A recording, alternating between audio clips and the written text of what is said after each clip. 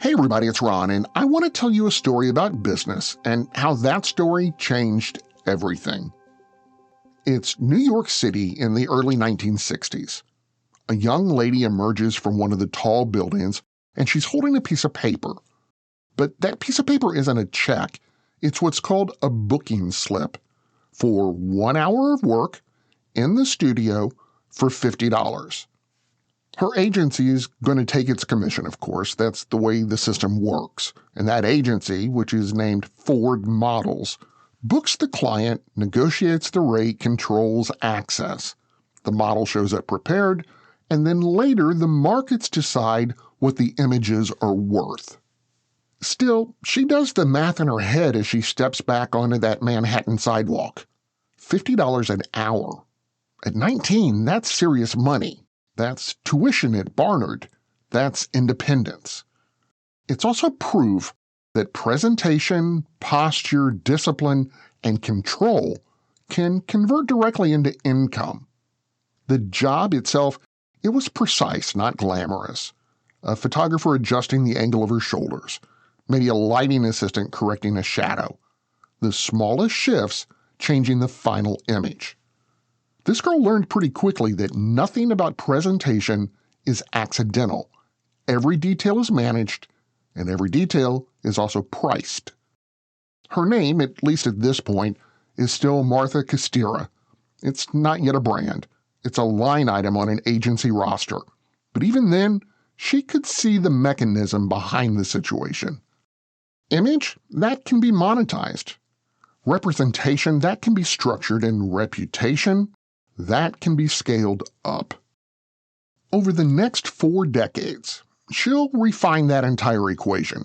She'll turn her name into a company. She'll take that company public. She'll watch the markets attach a price to her identity itself. And then one day, the market's going to reprice that identity. But what happens when the brand is you? What happens when trust becomes the variable investors can't measure?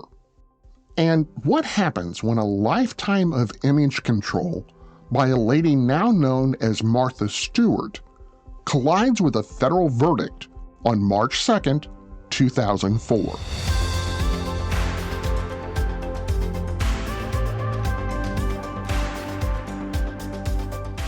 From Business Basics, I'm Ron Trucks, and this is Business History, the daily podcast where we explain the stories that changed business forever. Every date on the calendar has a story where business reshaped the world. Today, March 2nd, that story takes us to 2004, when the brand became the risk.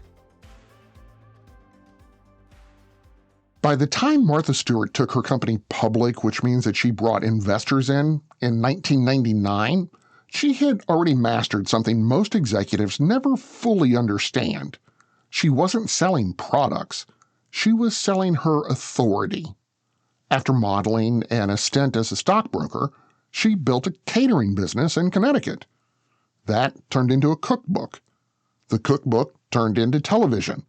Television turned into publishing and licensing and merchandising. Eventually, all of it consolidated under what was called Martha Stewart Living Omnimedia. When the company went public on the New York Stock Exchange, investors were not just buying advertising revenue or subscription forecast.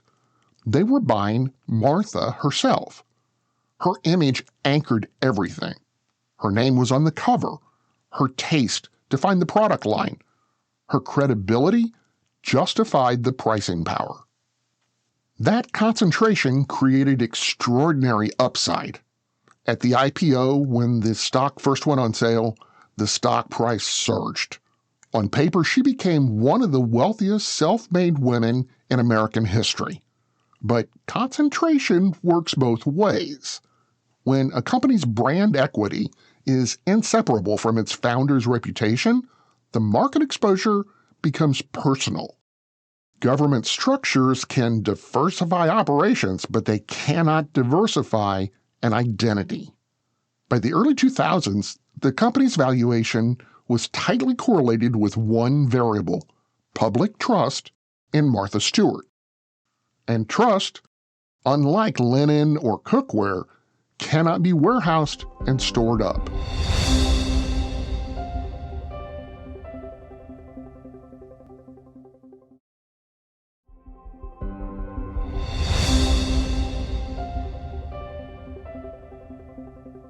In late 2001, Martha Stewart personally owned shares in a biotech company called ImClone Systems. ImClone was waiting on approval from the FDA for a new cancer drug. If the drug was approved, the stock price would likely rise. If that drug was rejected, the stock would most likely fall. Now, before the FDA's decision became public, Stewart sold nearly 4,000 shares of the stock. When the FDA rejection was announced the next day, ImClone stock dropped sharply, and that timing between when she sold it and when the FDA made the announcement, that drew some attention. The government began asking one very simple question. Did she know something the public didn't?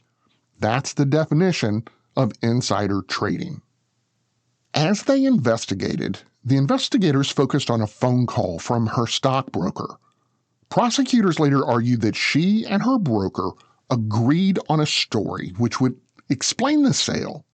That explanation was supposedly a preset, what's called price trigger, so that when the stock would hit a certain point, it would be sold. Here's the thing, that story wasn't true. And here's a very key distinction. Martha was never convicted of insider trading. She was convicted of lying about why she sold the stock. In the early 2000s, after Enron, which we've covered in a different episode, and some other corporate scandals, federal prosecutors were under pressure to show that markets were not tilted in favor of insiders. Even the appearance of unfair advantage carried weight. As the investigation continued to unfold, investors didn't wait for a final ruling. The uncertainty alone began to pressure Martha Stewart Living Omnimedia. Then the verdict on her case came down.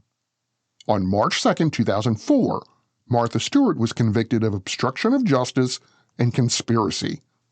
See, here's the thing to remember. The legal case against Martha wasn't about a stock sale. It was about trust and honesty.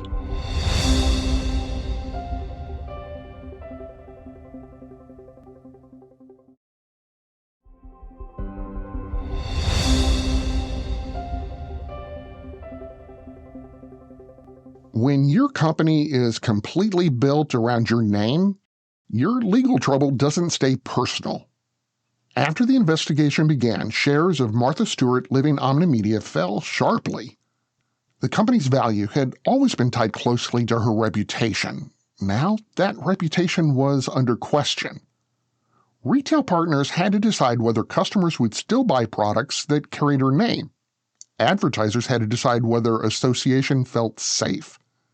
And the company's board members had to think about succession planning in real time. The operations of the company didn't stop. Magazines still printed, products still shipped, television content still aired. But investors were no longer pricing the company based only on revenue forecast. They were pricing legal risk. They were pricing public opinion. In the end, Stewart served 5 months in federal prison, and then something kind of unexpected happened. The brand, it didn't vanish. She returned to television. She rebuilt licensing deals. She partnered with new media outlets, and years later, she even reinvented her public image again with Snoop Dogg. But the lesson stuck. When a founder becomes the brand, personal decisions carry corporate consequences. Legal exposure for one becomes corporate exposure for all. When a jury convicted Martha Stewart, the market was reminded that reputation is not just public relations, it's valuation. And that conviction happened on March 2nd, 2004.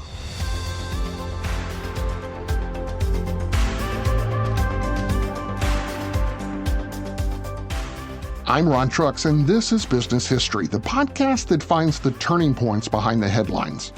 To hear more stories like this, follow us on Apple Podcast or Spotify or YouTube or wherever you listen. And if you're enjoying the stories, please don't forget to subscribe and leave a quick review. It helps more people find the story behind the business. And if you want to actually understand business without the fluff or the buzzwords or the MBA language, start by visiting us at businessdailypodcast.com. If you're shopping while working, eating, or even listening to this podcast, then you know and love the thrill of a deal. But are you getting the deal and cash back? Rakuten shoppers do. They get the brands they love, savings, and cash back. And you can get it too. Start getting cash back at your favorite stores like Target, Sephora, and even Expedia. Stack sales on top of cash back and feel what it's like to know you're maximizing the savings. It's easy to use, and you get your cash back sent to you through PayPal or check. The idea is simple. Stores pay Rakuten for sending them shoppers, and Rakuten shares the money with you as cash back. Download the free Rakuten app or go to Rakuten.com to start saving today. It's the most rewarding way to shop. That's RAKUTEN. Rakuten.com. Adobe Acrobat Studio, so brand new. Show me all the things PDFs can do. Do your work with ease and speed. PDF Spaces is all you need. Do hours of research in an instant with key insights from an AI assistant. Pick a template with a click. Now your prezzo looks super slick. Close that deal? Yeah, you won. Do that, doing that, did that, done. Now you can do that with Acrobat.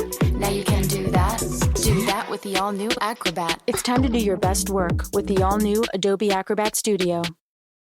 Life is unpredictable, but preparing for the unexpected shouldn't be. Take ownership of your life planning with Policy Genius to help your loved ones have a financial safety net in case something happens to you. They offer life insurance policies starting at just $276 a year for $1 million in coverage. Don't wait for life to make other plans. Protect your family today. Head to PolicyGenius.com. That's PolicyGenius.com.